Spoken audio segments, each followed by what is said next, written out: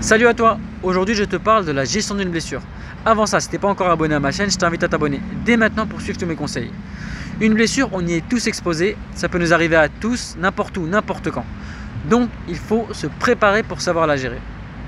En général, on a plusieurs cas de figure.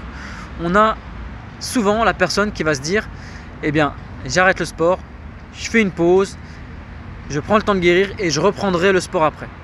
Ce qu'il ne faut surtout pas faire, parce que en mettant une grande pause comme ça, tu risques de prendre de mauvaises habitudes, de perdre le rythme de placer ton entraînement dans ton emploi du temps. Tu vas aussi perdre ton niveau sportif et au final tout ça cumulé, ça va te démotiver et tu seras découragé à reprendre et au final tu ne reprendras pas du tout le sport. Le deuxième réflexe, c'est de se dire, allez, je vais essayer de forcer, je vais m'entraîner comme d'habitude mais de manière progressive et ça va passer, la blessure elle va partir d'elle-même.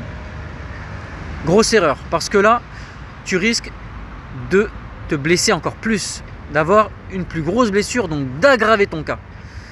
Et quoi qu'il en soit, en faisant ça, tu risques aussi d'avoir une guérison qui se fait mal et en plus qui va durer beaucoup plus longtemps. Il ne faut surtout pas forcer sur ta blessure. Nous, on va essayer de trouver justement un juste milieu qui va consister en 2 points. Le premier point, ça va être de respecter scrupuleusement l'avis médical. Donc, ne pas forcer sur ta blessure.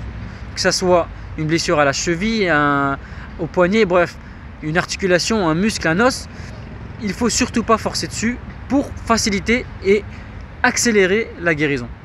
Mais, le deuxième point, on ne va pas rester à rien faire.